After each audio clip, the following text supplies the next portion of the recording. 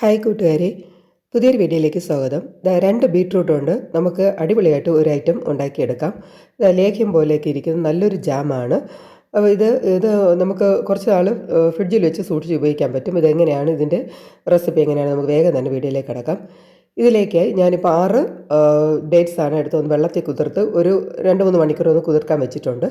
2 beetroot നന്നായിട്ടൊന്ന് ചെത്തി കഴുകി അരിഞ്ഞൊന്ന് മിക്സിയുടെ ജാറിലോട്ട് ഇടുന്നുണ്ട് കേട്ടോ. അപ്പം ഇത് നല്ല കളറുള്ളത് എടുത്താൽ പിന്നെ നമുക്ക് എക്സ്ട്രാ കളറൊന്നും ചേർക്കേണ്ട ആവശ്യമില്ല. നല്ല കളറുള്ള ബീട്രൂട്ട് നോക്കി എടുത്താൽ മതി.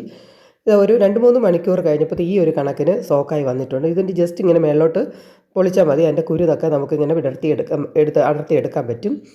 അപ്പോൾ ഞാനിപ്പോൾ എല്ലാം ഒന്ന് എടുത്ത് മാറ്റിയിട്ടുണ്ട്. എന്നിട്ട് അത് ഞാൻ ആ മിക്സറി ജാറിലേക്ക് തന്നെയാണ് ചേർത്തിരിക്കുന്നത്. ഇനി ആ ഡേറ്റ്സ് കുതിർത്ത വെള്ളം തന്നെ ചേർത്ത് തന്നെ നമുക്ക് അരയ്ക്കാം. അപ്പോൾ അധികം പഞ്ചസാര നമുക്കിതിൽ ചേർക്കാതെ ഇതിൻ്റെ ഒരു മധുരത്തിൽ തന്നെ എടുക്കാം. അപ്പോൾ ഞാനിപ്പോൾ 6 എടുത്തത്. നിങ്ങൾക്ക് ഇതിൽ കൂടുതൽ വേണമെങ്കിൽ എടുക്കാം കേട്ടോ.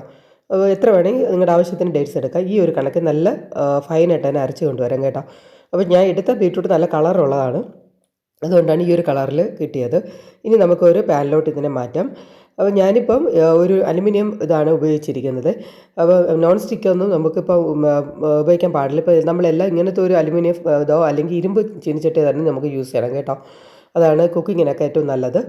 അപ്പം ഇത് ഞാനിപ്പം ഒരു പാനിലോട്ട് മാറ്റിയിട്ട് ആ വെള്ളം കൂടെ അല്പം ഒന്ന് ഒഴിച്ച് ഒരു 1/2 കപ്പ് പഞ്ചസാര കൂടെ ചേർത്തിട്ട് ഇടയ്ക്കിടയ്ക്ക് നെയ്യ് കൂടെ ചേർത്ത് ഞാനിപ്പോൾ ഈ ഒരു കണക്കിന് നന്നായിട്ട് ഒന്ന് പറ്റിച്ച് വന്നിട്ട് അപ്പം ഇത് വറ്റും തോറും ഇതിൻ്റെ കളർ മാറിക്കൊണ്ടിരിക്കും കേട്ടോ. അപ്പോൾ ഇനി നിങ്ങൾക്കിതിന് എക്സ്ട്രാ നട്ട്സൊക്കെ വേണമെങ്കിൽ ചേർക്കാം. അപ്പം ഞാനിപ്പോൾ ഇതൊന്നും ചെയ്തിട്ടില്ല.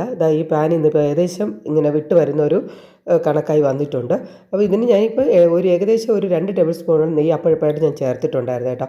അപ്പോൾ നമ്മളിപ്പം ഈ ബീട്രൂട്ടൊക്കെ ഒരുപാട് കിട്ടുന്ന സമയത്ത് നമ്മളിതുപോലെ ചെയ്ത് വെച്ചാൽ ബ്രെഡിലൊക്കെ നമുക്കിത് നല്ല ഭംഗിയായിട്ട് നമുക്ക് യൂസ് ചെയ്യാൻ പറ്റുന്ന ഒരു ഐറ്റമാണ് കേട്ടോ. അപ്പോൾ ഇതിൽ നിങ്ങൾക്ക് ഞാൻ പഞ്ചസാര അളവ് ഞാൻ 1/2 കപ്പോളമാണ് എനിക്ക് വന്നത്. 1/2 കപ്പ് തികച്ച് വന്നില്ല, എന്നാലും 1/2 കപ്പിനടുത്ത് വന്നിട്ടുണ്ട്. അപ്പം നിങ്ങൾക്ക് വേണമെങ്കിൽ അത്രയും കുറച്ചിട്ട് പകരം നിങ്ങൾക്ക് ഹണിയൊക്കെ ചേർക്കാം.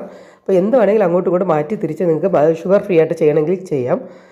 ഹണി വേണമെങ്കിൽ അതിന് പകരം ഹണി ചേർക്കാം. എന്തായാലും ഈ ഒരു കണക്കിന് ഞാനിപ്പോൾ ഒന്ന് റെഡിയാക്കി എടുത്തിട്ടുണ്ട്. അപ്പോൾ ഇത് നമുക്കൊരു ജാമായിട്ടോ അല്ലെങ്കിൽ ഒരു ലേഹ്യം പോലെയോ ഒക്കെ നമുക്കിത് കുട്ടികൾക്ക് കൊടുക്കാം. ഇത് കളർ വയ്ക്കാനൊക്കെ നല്ലതാണ് കേട്ടോ. ഇത് ഒത്തിരി നിറം മങ്ങിയ കുട്ടികൾക്കൊക്കെ ഇത് കൊടുക്കുകയാണെങ്കിലും നമുക്ക് കളറൊക്കെ വയ്ക്കും എന്നാണ് പറയുന്നത്. അപ്പോൾ എന്തായാലും ഇതൊന്ന് ട്രൈ ചെയ്ത് നോക്കണം കേട്ടോ. കാരണം എന്ന് വെച്ചാൽ നമുക്ക് വളരെ വളരെ വില കുറവിൽ കിട്ടുന്ന ഐറ്റമാണ്. വളരെ പെട്ടെന്ന് ഒരു 15 മിനിറ്റ് കൊണ്ട് ഉണ്ടാക്കാൻ പറ്റുന്ന ഒരു ഐറ്റമാണ്. അപ്പോൾ എല്ലാവരും ഒന്ന് ട്രൈ ചെയ്യുക. ഇഷ്ടപ്പെട്ടൊന്ന് ലൈക്ക് ചെയ്യുക, ഷെയർ ചെയ്യുക. പുതിയൊരു വീഡിയോയുടെ കാണാം. Okay, thank you friends. Also thank you for watching.